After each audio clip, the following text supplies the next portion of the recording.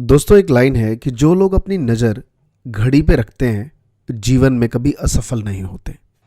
अगर मैं 1 मिनट जाया करता हूँ तो मैं 1 घंटा गवा देता हूँ। अगर मैं 1 घंटा गवा देता हूँ तो मैं एक दिन गवा देता हूँ। अगर मैं एक दिन गवाता हूँ तो मैं एक पूरी ज़िंदगी गवा देता हूँ।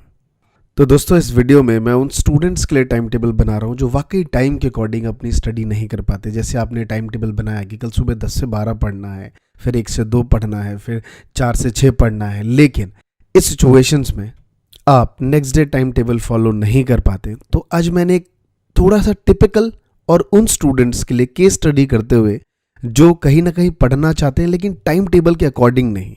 तो ये वीडियो प्रॉपर इस वे में है कि आप अगर दिन के 8 घंटे पढ़ना चाहते हैं तो किस तरीके से आप अपने 24 घंटे में से उस 8 आवर्स स्टडी के लिए निकाल देंगे। ये आज की इस वीडियो में कंप्लीट समझ आएगा आपको। दोस्तों, टाइम टेबल बनाने से पहले कुछ चीज़ों को समझना थोड़ा ज़रूरी है। सबसे पहली बात ये कि हमेशा ना हर चीज़ें विपरीत हमें अच्छी लगती हैं। जैसे कुछ लोग गांव में रहते हैं तो उन्हें शहर बहुत अच्छा लगता है, और जो लोग शहर में रहते हैं उन्हें गांव बहुत अच्छा लगता है। यहाँ तक कि मैं उन राइटर्स की भी बात करूँगा जो गांव के बारे में बहुत अच्छी अच्छी बातें लिखते हैं। आप पढ़ के बड़ा दिल खुश हो जाता है आपका।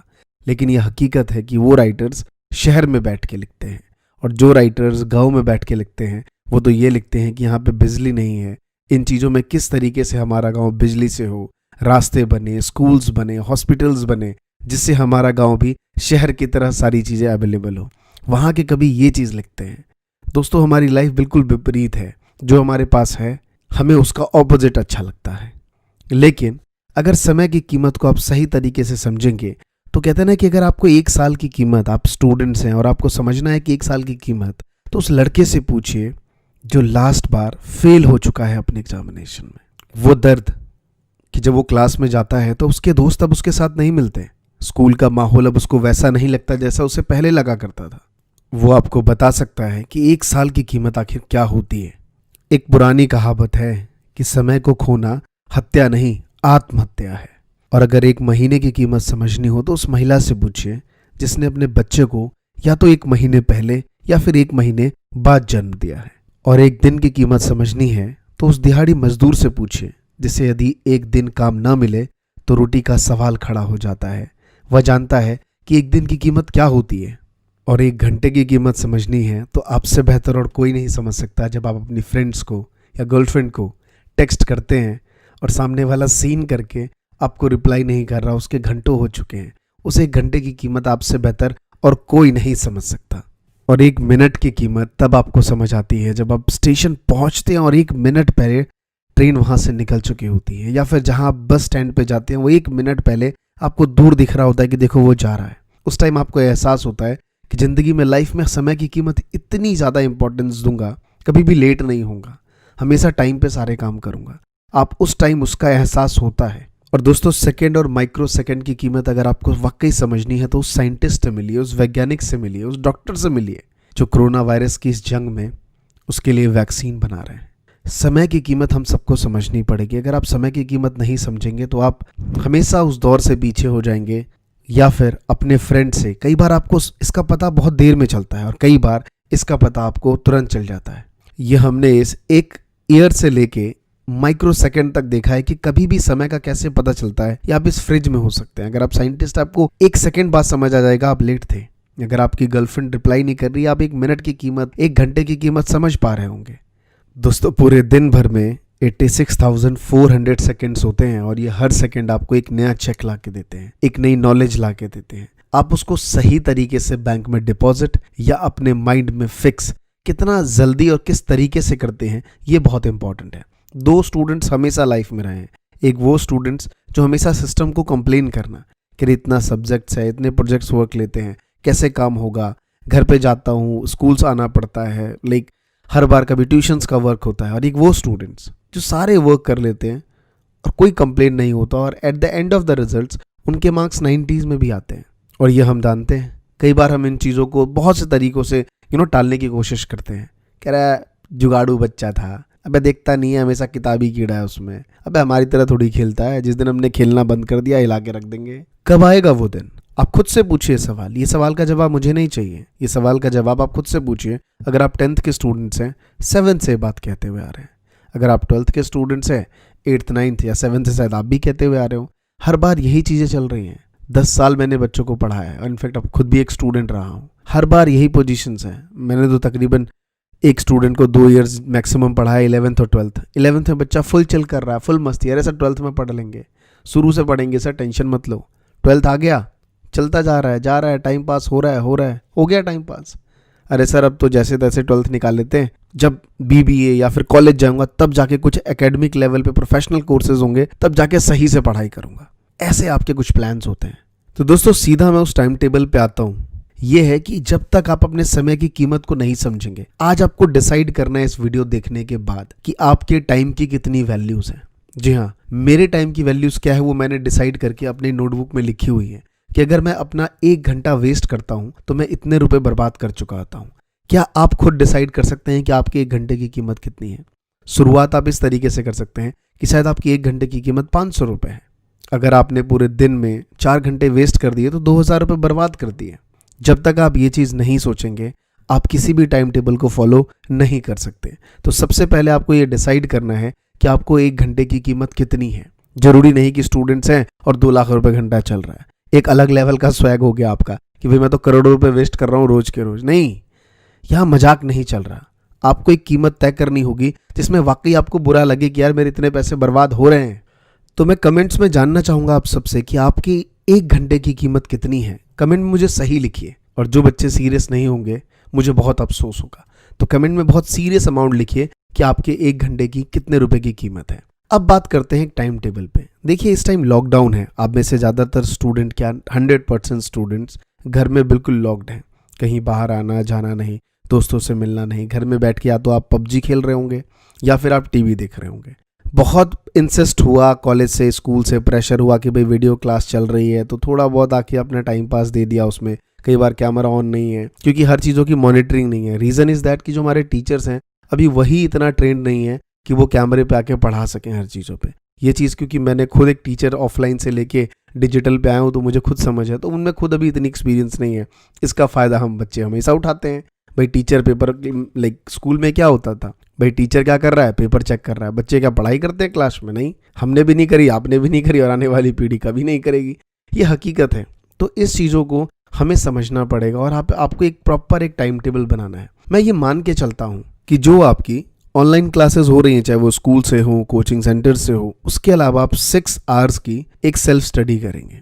एवरी डे 6 घंटे की अगर आपने सेल्फ स्टडी करी तो मैं आपको बता दूं कि आप उस बच्चे से ज़्यादा पढ़ रहे हैं जो लास्ट ईयर 99.6% लाके CBSE टॉप किया था। जी हाँ, वो बच्चा सिर्फ 5 घंटे पढ़ता था, लेकिन उसने एक बात बहुत बेस्ट कही और ज़बरदस्त और ठोस, बिल्कुल एकदम मजबूत।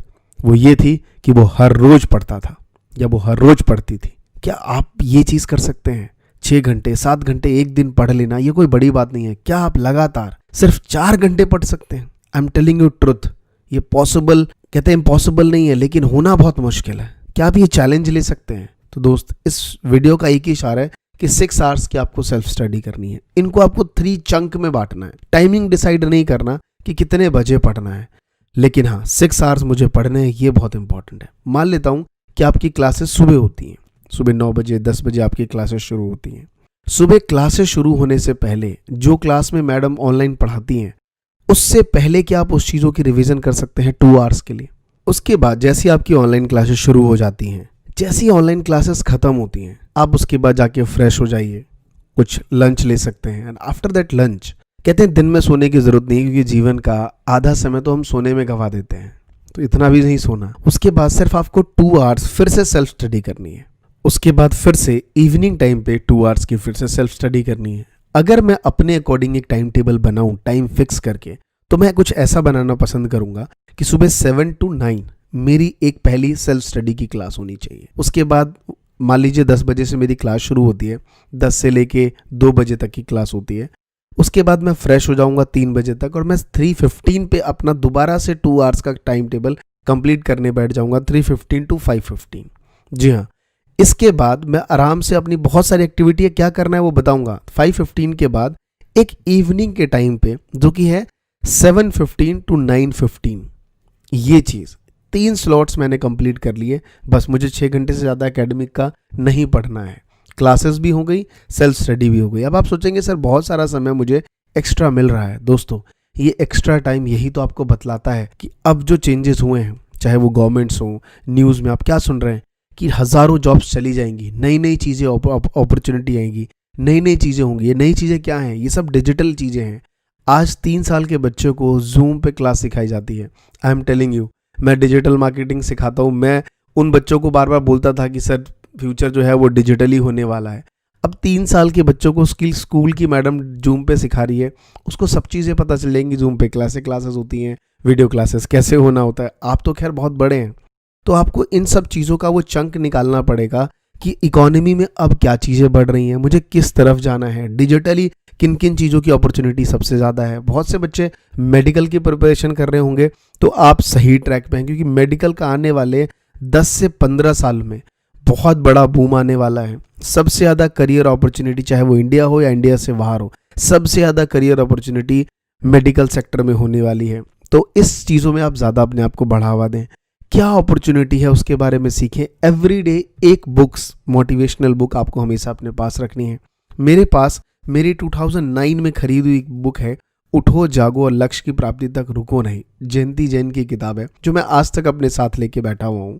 और वाकई इस किताब से मुझे हमेशा मोटिवेशन मिलती है, चाहे डिजिटली कितना अवेयर हो चुका हूँ, लेकिन ये बुक मेरे पास होती है। अगर आपको ऐसी बुक्स ना मिले तो आप जाके अमेज़ॉन पे पढ़ सकते हैं।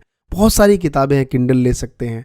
सो मेनी चीज़ें हैं। 6 घंटे सेल्फ स्टडी, जो कि एकेडमिक लेवल की स्टडी करने के बाद आपको दिन के 2 घंटे, यानी कि ये रात के 10 से 12 बजे तक के हो सकते हैं, आफ्टर डिनर, यानी कि 7:15 to 9:15 जब आपने ख़त्म कर लिया, उस दौरान डिनर करने के बाद आप रात को 10 से 12 कुछ ऐसी चीज़ों पे स्टडी कर सकते हैं जो वाकई फ्यूचर है। अगर आप गेमिंग पे करियर बनाना चाहते हैं, आप गेम खेलना शुरू कर सकते हैं, लेकिन प्रोफेशनल गेमर बन सकते हैं, कोडर बन सकते हैं आप। बहुत से बच्चे कोडिंग, आज देखिए लाइक गवर्नमेंट्स क्या कह रही है कि अगर आपको वीडियो कॉन्फ्रेंसिंग, अगर आप कोई प्लेटफॉर्म बनाते हैं, आपको करोड़ों का इनाम दिया जाएगा।